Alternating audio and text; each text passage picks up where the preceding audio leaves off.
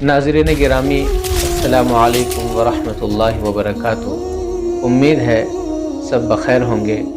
अल्लाह आपको खुश रखे, दोनों जहां की खैरात व बरक़ात से सरफराज फरमाए। नाज़रीन गिरामी, दिलों में सख्ती का दूसरा सबब आखिरत से गफलत है। एक इंसान जब आखिरत से, आखिरत की याद से, आखिरत के तज़किरे से, आखिरत के मुज़ाकरे से गाफिल हो जाता है तो उसके दिल के अंदर सख्ती और उसके हृदय में स्टिफनेस पैदा होती चली जाती है। और दरअसल आखिरत से गफलत ये दुनिया के मोहब्बत के नतीजे में पैदा होती है। एक इंसान जब दुनिया की मोहब्बत में गिरफ्तार हो जाता है तो ख़ुद ब खुद आखिरत से गफलत उसके दिल में पैदा होती चली जाती है। हज़रत वहाब बिन मुनब्बा रहमतुल्लाह अलैह का एक बहुत ही मशहूर व मारूफ कौल है दुनिया और आखिरत के ताल्लुक़ से। वो फरमाते हैं, मसलुद दुनिया वल आखिरा कमसलि रजुलिन लहू दर्रतान इन अर्दा इहदाहुमा अस्खतल उखरा।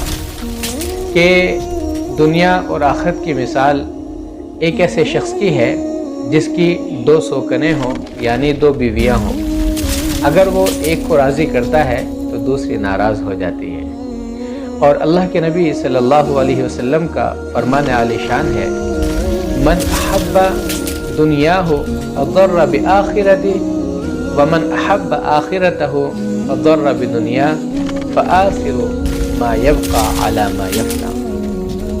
अल्लाह के नबी सल्लल्लाहु अलैहि वसल्लम ने फरमाया कि जिसने अपनी दुनिया से मोहब्बत की उसने अपनी आखिरत का नुकसान किया, और जिसने अपनी आखिरत से मोहब्बत की उसने अपनी दुनिया का नुकसान किया। इसलिए तुम बाकी रहने वाली चीज़ को फना होने वाली चीज़ पर तरजीह दो, यानी आखिरत को दुनिया पर तरजीह दो। बहरहाल दुनिया और आखिरत ये दोनों एक दूसरे की ज़िद हैं। इसीलिए अल्लाह तबारक व तआला ने कुरान मजीद के अंदर और अहादीस मुबारका में अल्लाह के नबी सल्लल्लाहु अलैहि वसल्लम ने जगह जगह इस बात का तज़किरा किया है, आखिरत को याद दिलाया गया है, आखिरत का बार बार तज़किरा किया गया है, ताकि इंसान के दिल में दुनिया की मोहब्बत ना आ जाए। अगर उसके दिल में दुनिया की मोहब्बत आ गई तो वो आखिरत से गाफिल हो जाएगा।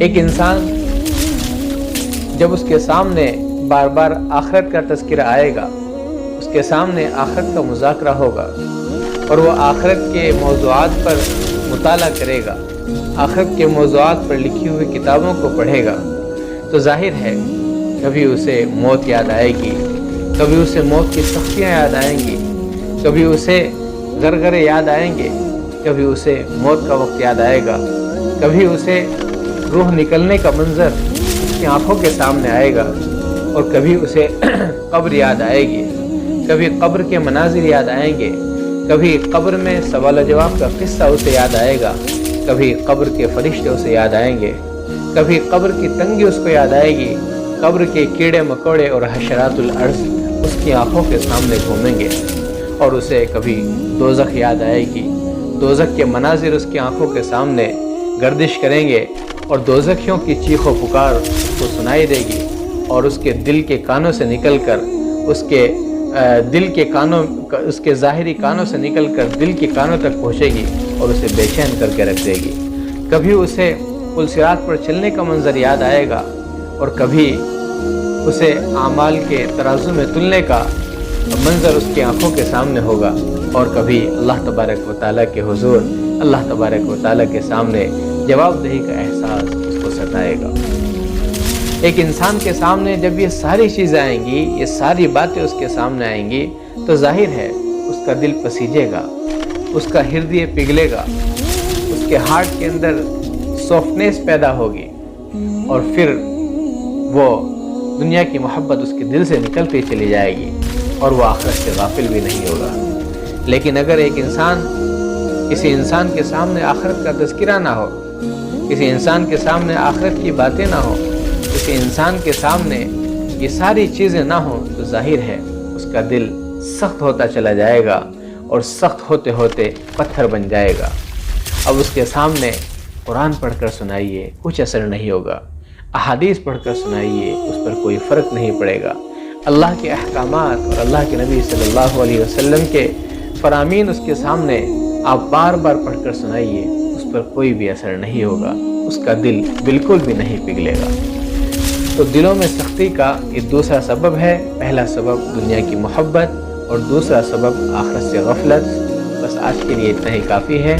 آپ اپنے دل کا خیال رکھیے، اپنے دل سے دنیا کی محبت کو نکالیے، آخرت کی غفلت کو نکالیے اور اللہ کے سامنے روئیے، گڑ گڑائیے۔